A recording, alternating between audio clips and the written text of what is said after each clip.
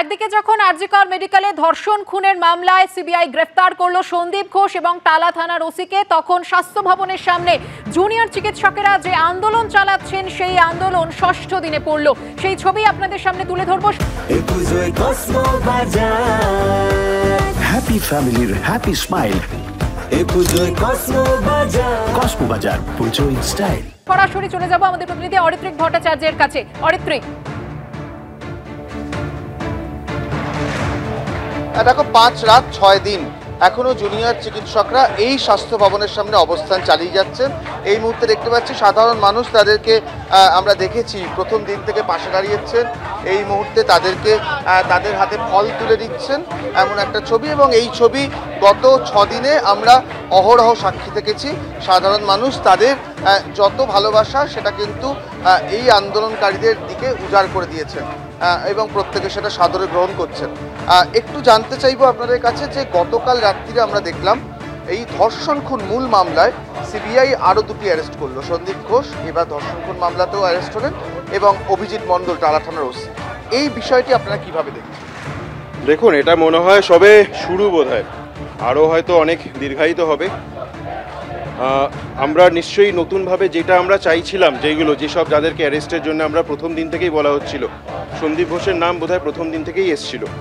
তো এতদিন তো উনি করাপশন কেসে শুধুমাত্র অ্যারেস্টেড হয়েছিলেন। তো এই যে কেসটাতে অ্যারেস্টেড হলেন, যেটা মার্ডার অ্যান্ড রেপ কেসে, আমার মনে হয় আরও আমাদের এই আন্দোলনটাকে এটাতে আরও জোর করলো। যেটা আমরা বলছিলাম সেটাই আর কি মানে সত্যি আস্তের দিকে প্রমাণিত হচ্ছে। আন্দোলনকারীরা মনে করছেন যে প্রায় 36 দিন তাদের এরমভাবে রাস্তায় পড়ে থাকা, এই দফায় স্বাস্থ্য ভবনের ষষ্ঠ দিনের শুরু করেছেন তারা, সেই আন্দোলনের একটা চাপ তো রয়েছে এবং তারা আশা করছেন যে এই পথেই তারা কিন্তু তারা যে কাঙ্ক্ষিত বিচার সেটা ছিনিয়ে আনতে পারবে। ধন্যবাদ অরিত্রিক। আন্দোলন স্থল যেখানে সকল ডাক্তাররা, আন্দোলনকারী এবং সাধারণ নাগরিকরা আসছেন, সেই জায়গাতেই অভয়া ক্লিনিক চালু হলো আজকে। জাস্টিস, এই যে দাবি, সেই জাস্টিসের দাবিতে তারা যেমন কর্মবিরতি করছেন, সেখান থেকে বারবার তারা কাজে ফেরার যে ইচ্ছে সেটা প্রকাশ করছেন। আজকে আমরা কি দেখতে পাচ্ছি যে যেখানে বিক্ষোভ হচ্ছে স্বাস্থ্য ভবনের ঠিক পাশে, সেখানে অভয়া ক্লিনিক খোলা হয়েছে। এই অভয়া ক্লিনিক খোলা হয়েছে, তাদের এই বিশেষ ক্লিনিকের কারণটাই হচ্ছে একমাত্র যে সাধারণ মানুষের কাছে তারা যে পরিষেবা পৌঁছে দিতে চাইছেন সেইটা প্রমাণ করা এবং তাদের একসঙ্গে যে কাজে ফেরার স্পৃহা সেটাও দেখানো। তাদের সঙ্গে কথা বলবো। এখানে ঝড় জল বৃষ্টি হচ্ছে, এইখানে তথ্য প্রযুক্তি কেন্দ্রের মাঝখানে আন্দোলনস্থল, বিক্ষোভস্থলের পাশে অভয়া ক্লিনিক। একদম, আপনারা দেখেছেন গত 3 সপ্তাহ থেকে আমরা অভয়া ক্লিনিক রাজ্যের বিভিন্ন অংশে চালু করেছিলাম এবং সেখানে আমরা একটা ওভারওয়েলমিং রেসপন্স সকল মানুষের কাছ থেকে পেয়েছি। দিনে 200 থেকে 250 থেকে 300 রুগী আমরা দেখেছি এবং সেখানে সমস্ত স্পেশালিটি এবং সুপার স্পেশালিটি ডাক্তারবাবুরা একটা টিম তারা গিয়ে পরিষেবা দিয়েছেন।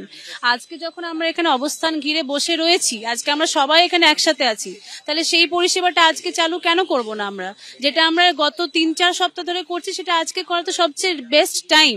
কিন্তু হ্যাঁ, খুব শর্ট নোটিসে আমরা মানুষের কাছে পৌঁছতে পারিনি যে আজকে আমরা এখানে ক্লিনিকটা খুলেছি বা পরিষেবা চালু রেখেছি, আমরা ওষুধপত্র সাথে করে এনেছি, সমস্ত ইকুইপমেন্টস এনেছি।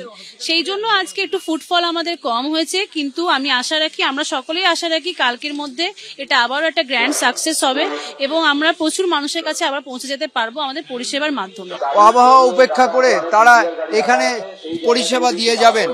পরিষেবা দেওয়ার জন্য তাদের যাতে কোনো অন্তরায় না হয় তার সব রকমের চেষ্টা তারা করে যাচ্ছেন এবং এই চেষ্টা তারা চালিয়ে যাবেন, তেমনটাই দাবি।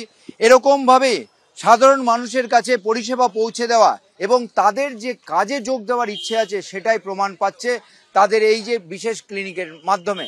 ক্যামেরায় কৌশিক কর্মকারের সঙ্গে ঝিলাম করঞ্জয়, এবিপি আনন্দ, বিধাননগর।